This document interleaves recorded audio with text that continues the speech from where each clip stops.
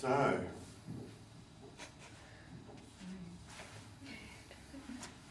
hi Flexies.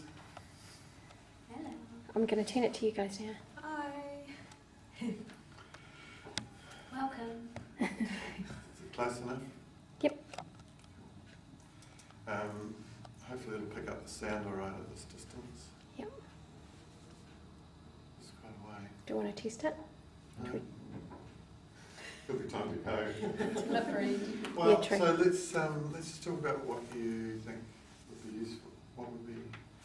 What are some of the questions you've got, or that have come up for you as you thought about the narrative approaches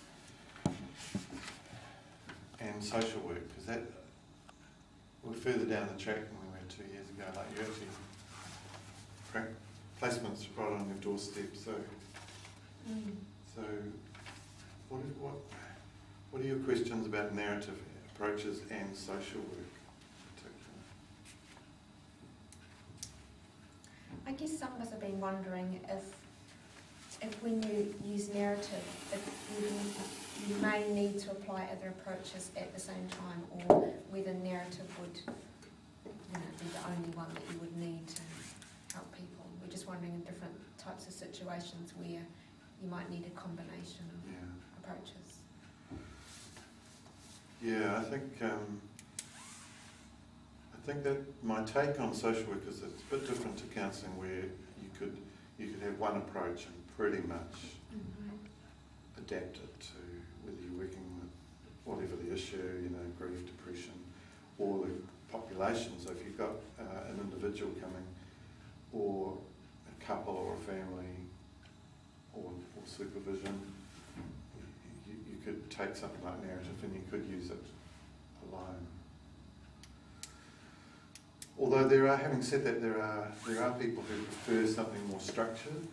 One of my critiques of narrative is that it can be quite hard to grasp if you're working. Say you were a client and someone was working with you and your family.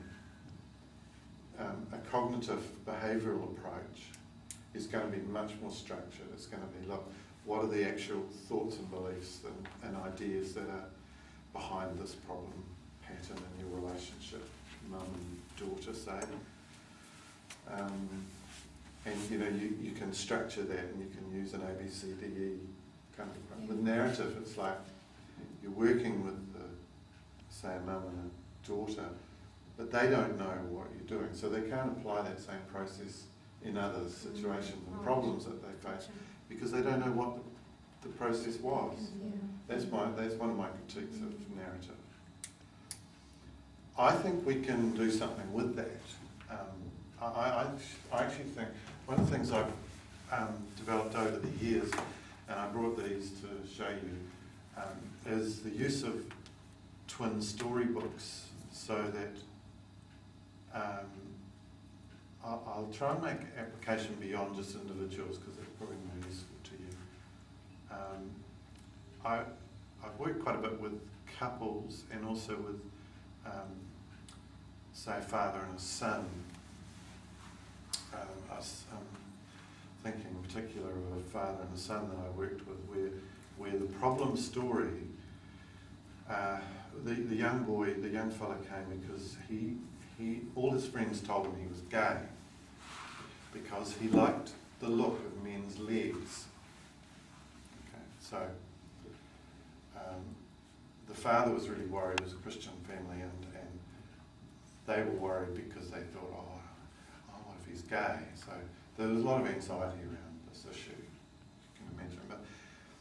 But I just took it like I wasn't going to hold we've got to make sure this, that wasn't my agenda at all. I was just interested in the problem story. How did they define the problem? And so as he told it to me, I would just write down some of the words he was saying. And yes, it turned out that it was problematic. He thought it was problematic, that he felt attracted to guys' legs. The boy was only sort of 14. So quite emerging in his own sexuality. And there's often ambivalence, and it's not always straightforward for everyone. But the problem story became the meanings that were being made. So the construction that was being made in the story. So because his friends all told him, this means you must be gay, the problem actually wasn't something around sexuality, it was the meaning making that was going on in the process. And that the father and the parents, both the parents, were picking up this meaning making, and they were all getting recruited into the story of gayness. That was the problem story. So as he told it to me, I would write down the key things that he was saying. And then I typed that up in a very brief story. So narrative approaches often use letter writing or documents of various kinds. And you'll see those in that Interweavings book in the chapter by McMenamin. There's some examples of that he uses in schools. So, and then I would type that up, and then I would give it to the young fellow, and I'd leave it with some questions. So this is what people were saying. Does that necessarily mean, gayness? Could it mean something else? And then in the second session, I started asking him about, was that the only kind of stirrings of sexuality that he had? Did he have any kind of sense of attraction to girls? Oh, well, yes, he did. Oh, tell me about that. And see, that wasn't being storied, because it was being dominated by this kind of story. But actually, there was more than one story coexisting in his life. And it turned out that he found girls really interesting. He liked talking to them. He felt quite sort of drawn to them, and he found them physically attractive as well. And so that left a kind of a question in the air. So what does that mean? And he couldn't answer the question. It was really interesting. He couldn't answer that question. So I then started writing the new story, and this was a bit of a different, I sometimes call it a bit of a different story. And I wrote that up for him, that he had these other feelings, and they weren't just all sexual. It was can't separate sexual from all the other aspects of us, I think. But it was all these things about being drawn to relating with girls, and he did have certain stirrings and feelings and so on. So we wrote that in and then left the questions around that. Well, when he came back third time, I think it was. Oh, by the way, his father really liked this other story. We said, that's the story I want. Yeah, that's the story I want. But, I was just more interested in what they would make of it together and what they would talk about. And when they came back the third time, the young guy was saying that he was now much less attached to this story, that he wasn't sure that this story was the truth about him. He wasn't sure if this other one was either, but he could see that it wasn't necessarily this one just because... Yeah. And it was news to him that sexuality can go through periods of ambivalence, and particularly in adolescent years. He didn't know that. He thought it was either one or the other. And that if you felt these feelings, it must mean you're gay. Because that's what that's the dominant story, I think. So that's an example of kind of moving, and I think I saw them 3 or 4 times, and by the end he was going away with a sense that he'd made new meaning of these other awarenesses he had, that he could well be heterosexually, he felt that was news to him, and that he could be quite, he could pay more attention to that and less attention to this, and he wouldn't necessarily have to go. Now, and then I didn't see them again. They didn't come back. but they said they would if they felt they needed to, or if that had been enough to kind of create a new story, then that was... So I use this, and I have used this over the years. The other way that I do it is I use a big piece of paper, and I either split the page in half when I'm working with someone or a group. I either split the page in half. I don't usually draw it straight down the middle like that, but I usually draw it something like this. The reason for that is that I often put the problem story in this side, and then the different story in here. And I do that deliberately because then this kind of, in a way, balances about this side. So, or if there's quite a bit being said, you've got to be fairly judicious about what you write down. Just the problem story and key effects, and the different story, the name of the problem story, the name of the alternative story, and 2 or 3 of the effects. I think, or sometimes I'll use 2 sheets of paper, problem story, different story.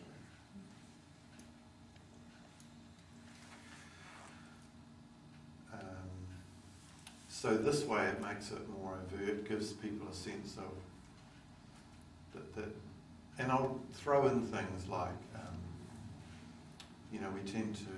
we tend to come to conclusions or make sense of life, and we think that this is true, but it's not always the whole truth, or it's not even the truth sometimes, and that there's often a bigger truth, or something that, a bit like a different story. So I give them that sort of metaphor. And here's another example that, interrupt me if you've got any questions, otherwise I'll just yak on. But Helen Boardman, who's working with, she's one of our grads and she's working with us.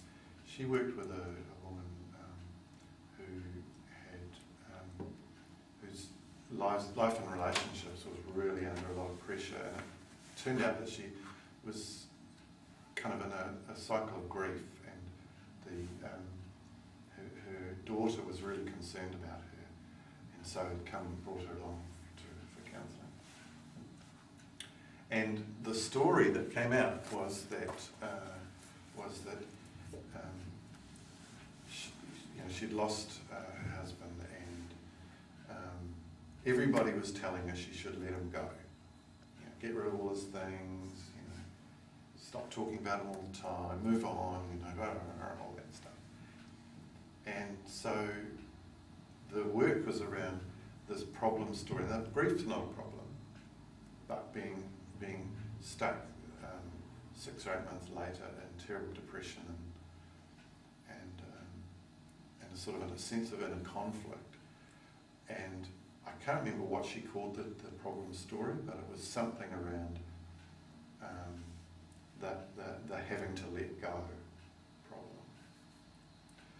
And the way I kind of picture it is,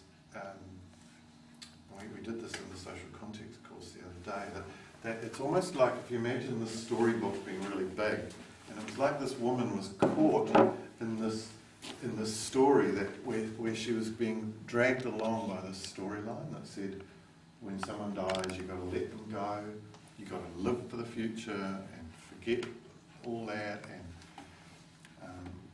and it was like she was being pulled along in this problem story, and she had no way of kind of stepping out of the story. It just had her in its grip.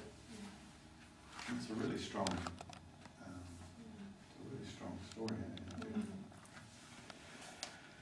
So the work that Helen did with this woman was to, using Michael White's ideas of saying hello again, which was like the idea that, his idea was that we can break out of this problem, this dominant story about grief, if we have another one, which is that that person had certain meaning and significance in life that is carried forward in life. So it was in life. Just because the person is gone, the significance of the person doesn't have to go. And it can be carried forward. And so it was like the conversation was helping the woman to step from that storyline into this one, where she could go in a different direction and she could bring him with her. So I think if there are ways of making the process more overt for clients, so if you're working with a family or a couple, to make it more overt, I think can be really useful.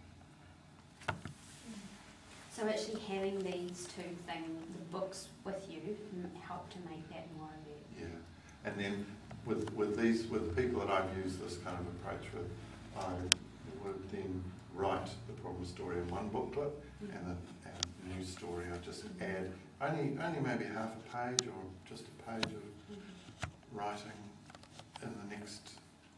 Now you could do this with family. You could be saying what problem, writing in here what the problem story is, name it. Who names it?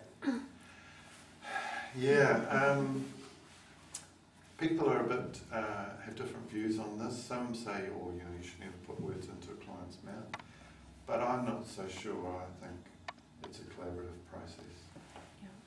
I think we come up with a name together. Sometimes I'll suggest a name. Is it anything like this? So I'll say something like, if you were to give this problem a name, if it was a chapter in this book, what would the chapter be called? For example, it could be called the fighting problem, or it could be called the family tension problem, or if it's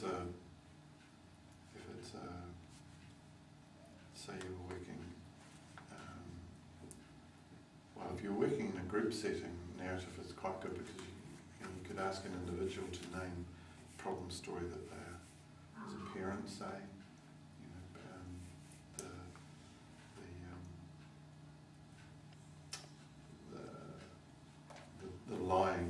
The lying, so it could be working with a mum whose child is lying. So you say they're working with the lying, because it takes it away from the child who is lying to the lying problem. How's she going to go and work with the child around the lying? And that's all around the problem is the problem, rather than the person is the problem. Yeah. Mm-hmm. So I think, Elizabeth, that narrative has got good application across a range of sub-problems and groupings, but it's not the only way. It's just one way of working. Richard, can I ask you a question? You obviously fit where narrative fits with you personally. I'm just wondering, what is it about narrative that captured your heart in terms of your practice? I think my initial attraction to narrative was because I'd had experience in theatre, so I love story and drama and all that, and I still love professional theatre, and so the idea of hearing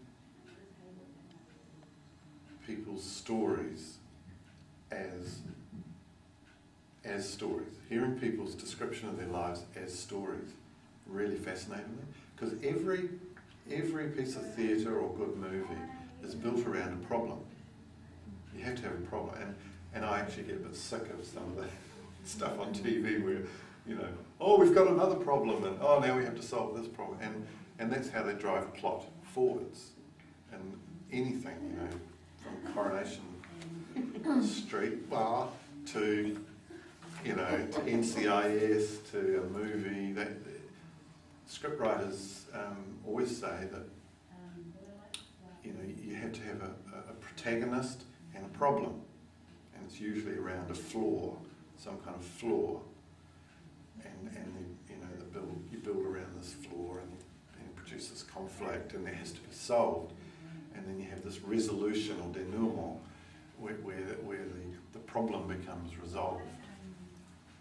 Well, I was drawn to that. I was drawn to hearing real, because I love hearing the real stuff in people's lives and hearing the struggles and the discoveries. So I was drawn to that. And then I think I just could see in the story of Jesus, I could see the same thing, this sort of same kind of engagement with the problematic views of God in his day, and him announcing a different story, telling a different story, and joining up the dots. So this isn't a brand new story. Actually, this is a story that went way back into, had its roots. It had been there all along, but it had just become overshadowed by the power holders, that made a different kind of rules-based way of being. And so that kind of got me, I was very drawn to that.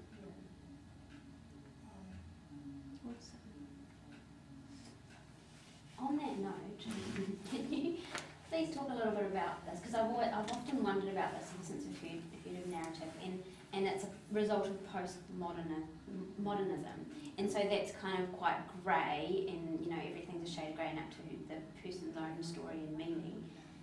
Can you talk about that, but then the sort of black and whites of Christianity and how that works? Yeah, it's a really good question.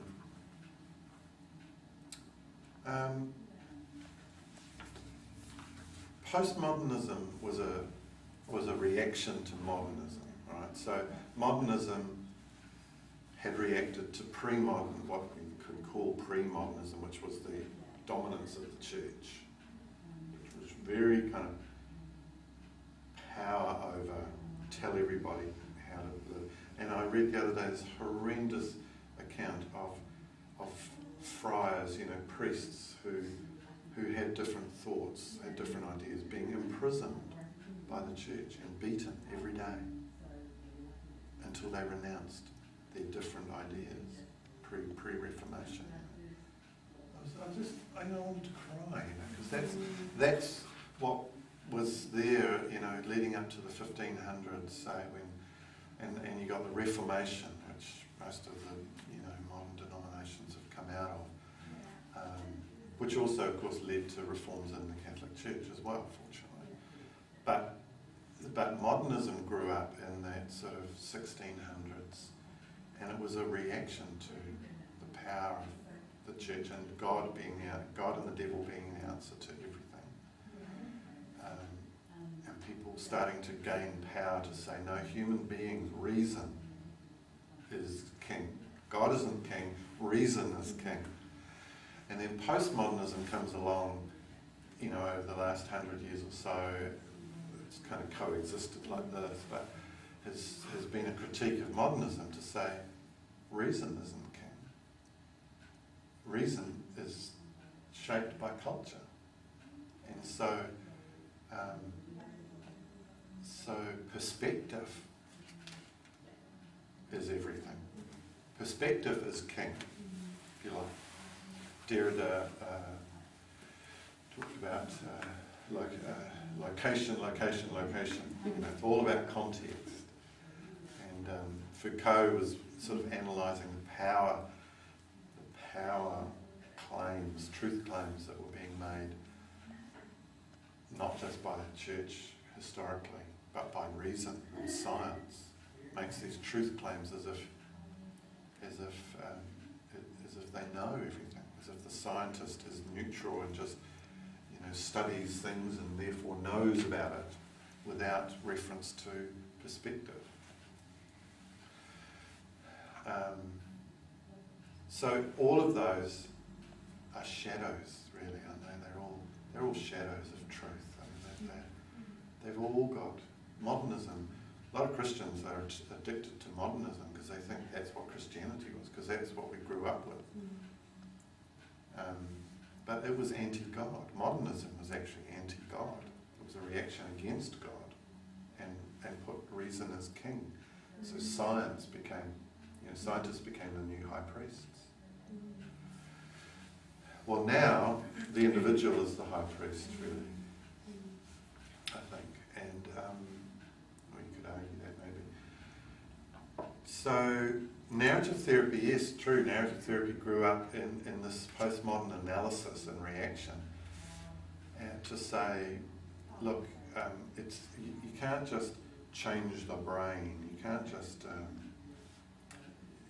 It's not about that something gets fixed up here and then you just change it and that's what gets you right. That it's about whole stories that are influenced by culture.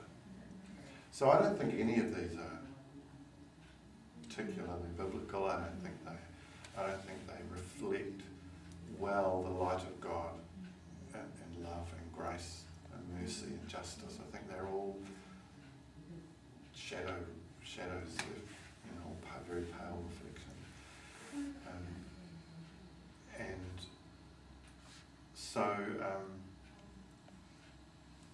so it will be with any approach.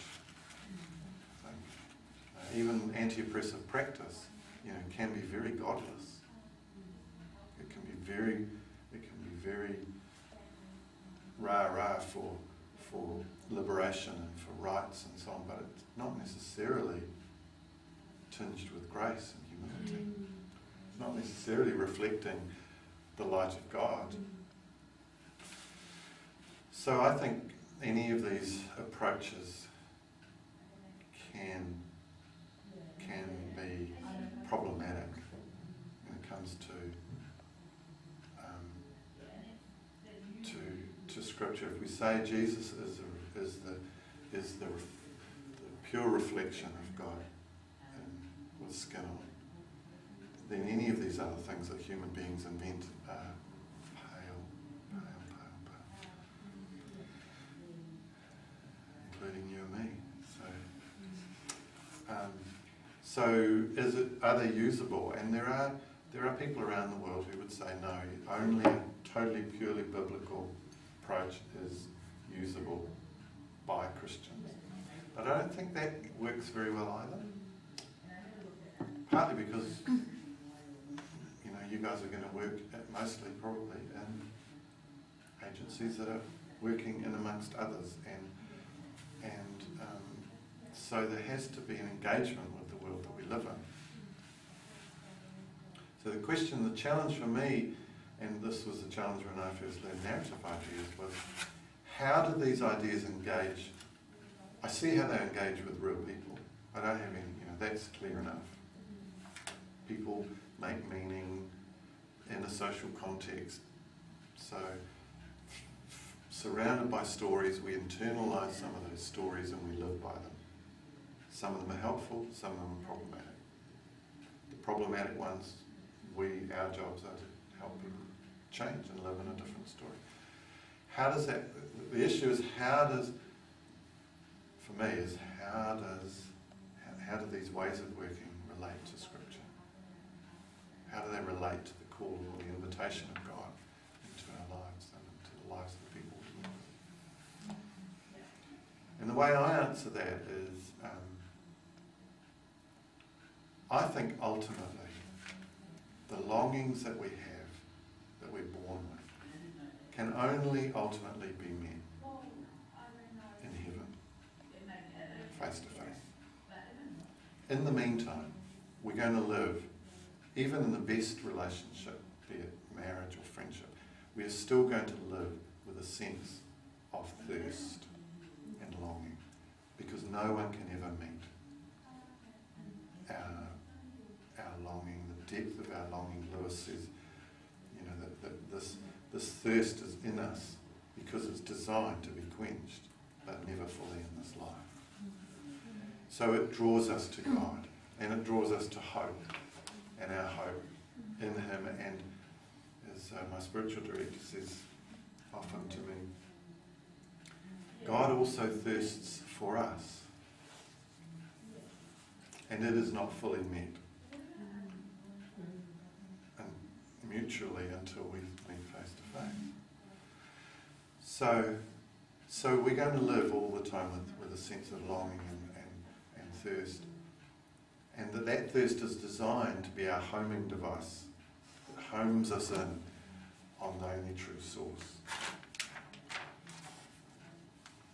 In the meantime, we live in this tent and we groan and we ache and we long for that. We long for what is yet to come. And in our longing, we make all sorts of weird and wacky choices to try and pacify or smooth over or try and get somebody else to meet what we really need and long for, attachment, connection.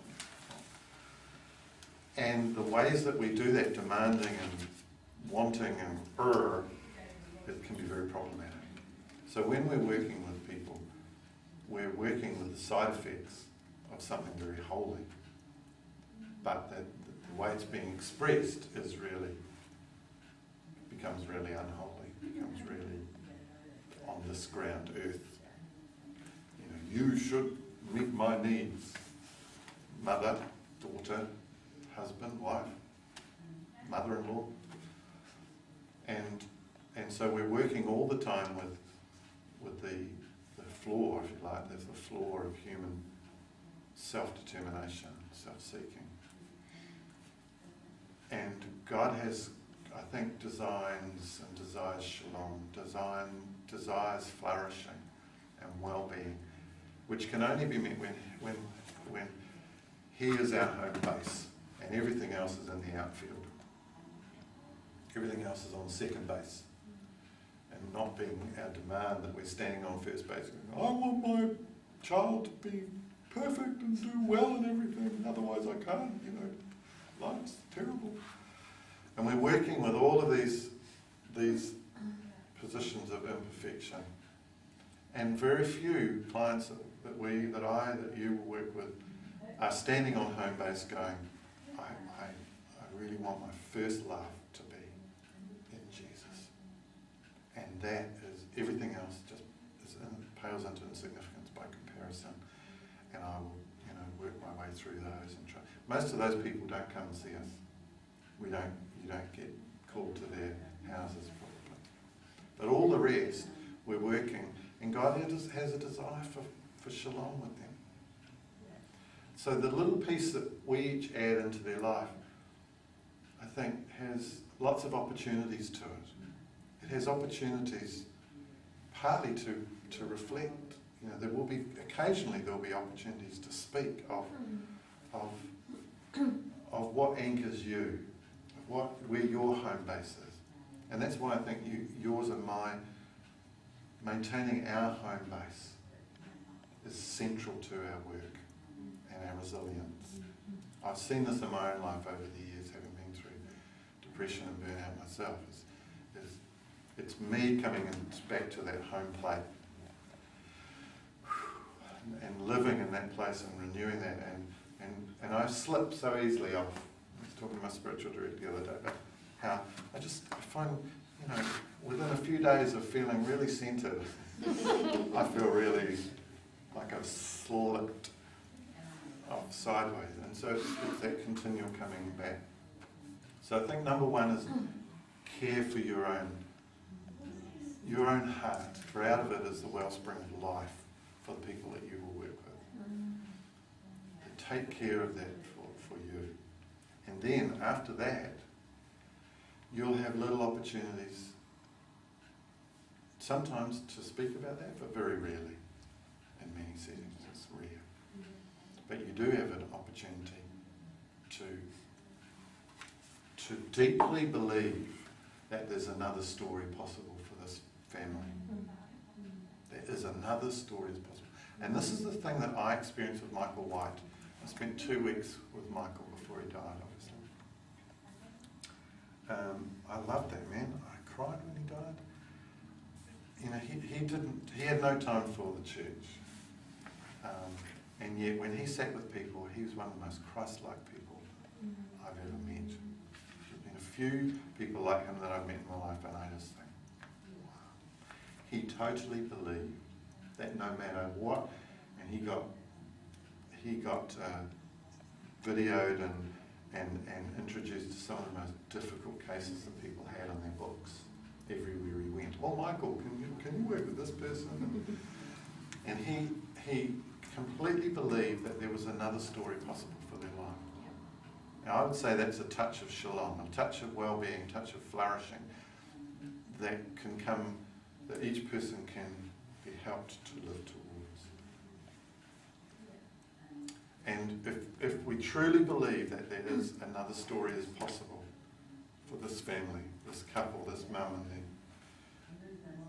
their daughter, then we take with us that sense of life. We take with us the sense that God is working for shalom. The Spirit is alive and working in all people, wanting to bring life, wanting to bring love, wanting to bring reconciliation. Because I don't think there's anyone who's out. I mean, everything. In Him we live and move and have our being. So the whole of creation is already in Christ. There's nothing separate to Christ. There's nothing separate to the Spirit. And sure, someone might go like this, but that doesn't change the fact that the life and the little bit that we do with them can help them to live into a little bit more shalom, I think. So that's how I make sense of it. That we're privileged to work with some of the hardest stuff in people's lives that they don't often tell other people. And that if we are centered, then we go with the hope of touches of shalom. That's a long answer to a very short question. I really appreciate that explanation, because I try and view myself at times when I'm teaching in my practice, and it's actually quite hard to articulate how you can be, how you can show Jesus to the people you work with just through your actions and your words and your caring and your concern. And yesterday we had a student, a first year student, share the greatest fear once they become a social worker or counsellor, and his response was, I'm really scared that I might not have the opportunity to tell people about Jesus in my work setting. But we take who we are into our work setting, and people can see difference. But sometimes it's hard to articulate what that looks like for someone. So I really loved your explanation, because that's exactly what I wanted him to hear yesterday, and there wasn't that opportunity, but yeah. There's that famous person, whose name I can't remember, who said something like, it might be Wesley, tell everybody, something like tell everybody the love of God, and if necessary use words. Yeah. Preach the gospel at all times. Preach the gospel at all times, and if necessary use words. Who was it said that? Francis Assisi. Yeah. Was it? Assisi. Francis. And his life is a great example of this, of exactly what you're talking about, isn't it? That it was about getting with the people who were most struggling in his context. And I would much rather work with somebody and not try and push words onto them. I'd like them to know that I follow and love Jesus. I'd love them to know that, if it's possible, so that they can maybe make meaning of that. But I really want them to experience something of hope and possibility. What were you going to say? Something? Taking a different direction. Part of the critique that we did last week for narrative, and I was reading something that said the Dulwich Centre on their website said that when working with people from different cultures, it's better to work with similar culture. So what's your take on that? Because I was like, oh, I don't know how I feel about that. But then when there is a difference, like how do you make sense of what they're saying, because it might be completely foreign to you? Might be. I think every person is of a different culture. I think just because Sarah and I have got, similar coloured skin, I would not assume that Sarah has the same. What is culture? Norms, values, beliefs. Are Sarah's all the same as mine just because we happen to be the same coloured skin? No. So I would tend to approach every person as having come from a different culture.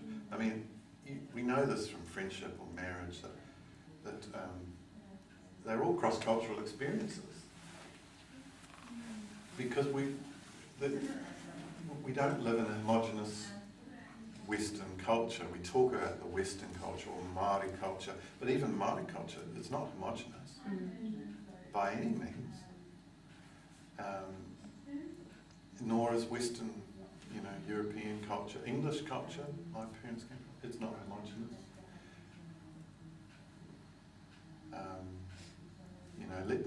Leave the milk alone long enough, and it will always separate out. There's always difference. It'll always come to the surface. The difference will come to the surface, even if it has to go sour till that happens. It will separate out. And I think every client group that you work with, is cross-cultural. To me, the issue is how do I sit with someone from, or a family from a different culture? Well, I sit with them with curiosity. And isn't that the greatest gift? Respectful curiosity that says, I don't presume to know. I sometimes trick my second years when we'll be doing something in class and I'll go, oh yeah, so we all know what she means by that word, don't we? And everyone will go, yes, and I go, no. Because we don't know. We don't know what the meanings of words are. And we spend a lot of time navigating just different meanings of words and agencies and relationships that we're in. Often there'll be debates about meanings of simple English words. So, and you'll find, I think you'll find what often our counselling students find is, in working in kaupapa Māori settings, is that some Māori deliberately say they don't want to work with a Māori counsellor. Quite right. They prefer to work with Pākehā. Now there's reasons for that, and part of it is if the counsellor is connected in, where are they connected? And the nature of that connection can change the nature of this connection in the room.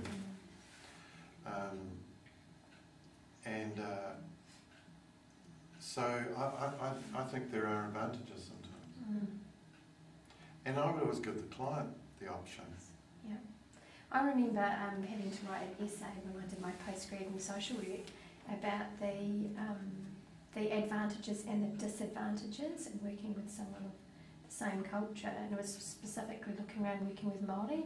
It was really, really interesting, and I realised that although in some contexts there is a belief that working with the same culture is the right thing to do by that person, not necessarily so, and I agree with you. It's about asking that person the question, would you, and not every setting allows that option anyway. I've worked for agencies where we haven't been able to offer a Māori client a Māori social worker. But if that option is available, it's about asking the question, I think, and not presuming that it's necessarily the right thing for them. Yeah. Time for one more question. Can I? Do you have? No. I was just thinking. It just came to mind actually. Could you? So I guess there has to be almost a willingness for people to engage and want to open up with their story. Can you give us some tips for mandated clients? Yeah, I've only worked with very few mandated clients. That was before I came here.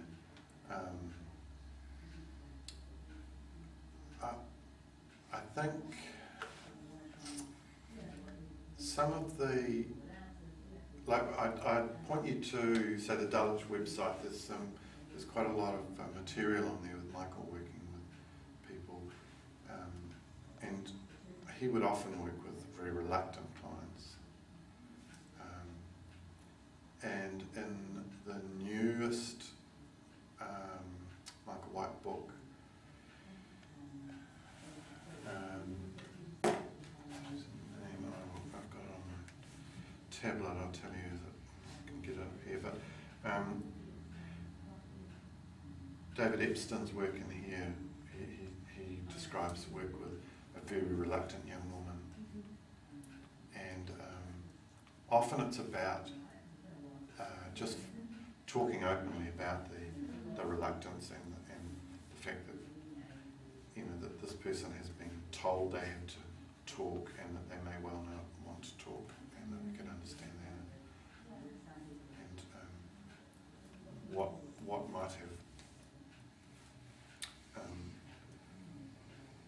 what might have led to this person being told to come, and it's called narrative practice. Can't read the subtitle. Continuing the Conversations, Michael White. It's in our library. So often it's about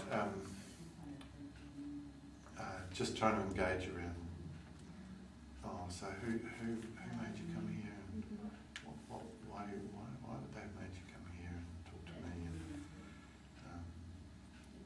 and kind of normalising the reluctance really, and then going to something completely else, So let's not talk about that.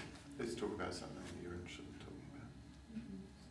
Tell me a bit about what sorts of things you're into. So striking up a conversation about other things. Another approach that I think it was Wally McKenzie that I found useful is to say, what will it take so that you won't have to come and see me anymore? What will need to go on so that these people won't force you to come?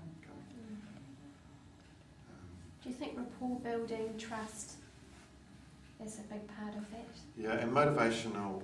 It's the motivational interviewing type thing. What would there be any benefits for you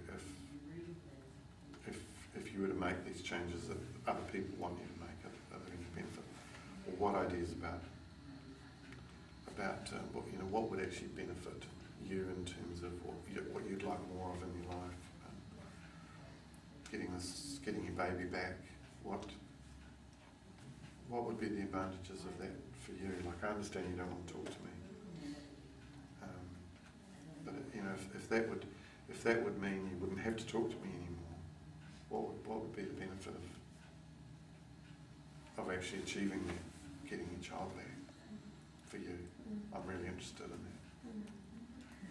Interested in what might motivate you towards this. Yeah, I don't know that you can work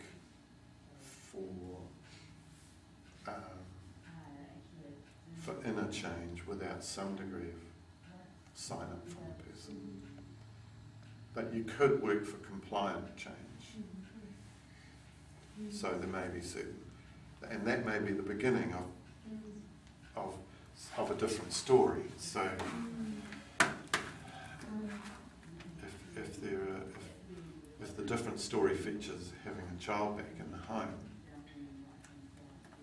what else is in this story? What else is in the pages of this story? Yeah, I understand that's what you want. You want to have your child back. What else would be happening in this story when you get your child back?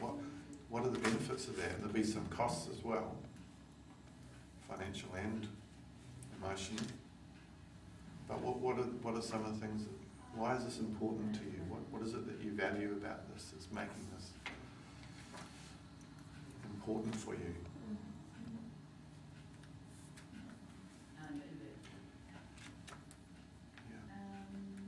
The other thing I did want to say at the beginning, just to finish, was there are two questions I think that are really valuable, that I think are the most valuable narrative questions.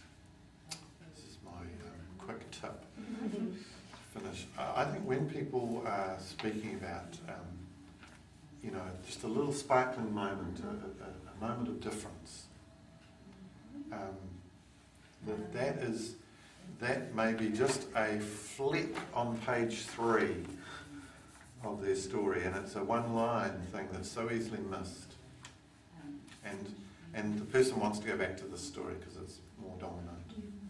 And you'll hear it. You'll hear these just slight differences or shifts, moments of difference, micro moments, I call them. And in that micro moment, the two questions I find really useful, and variations of them, are, how did you do that? These are Michael White questions. I didn't invent these questions. How did that moment happen? How did it come about?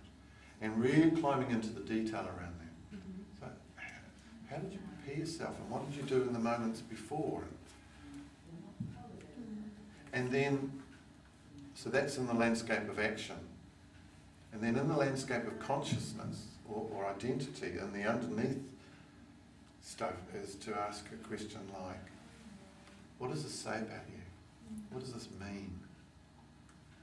The fact that you were able to do that in that one moment, what does that mean about you? What does that mean about this relationship? What does it say about you? What do you imagine that someone listening, and this fly on the wall over here, what might that be thinking about you as a result of being able to do this? I know it's only one line here, but what does it mean? So, landscape of action, landscape of consciousness, identity, and it moves the meaning making forward. It also leads to being able to plan for change, plan to repeat. What action steps can then be taken to repeat that, make that appear not just, there's a line on page 3, but it becomes something that has whole paragraphs written about it, or pages, and becomes more of the dominant topic. So,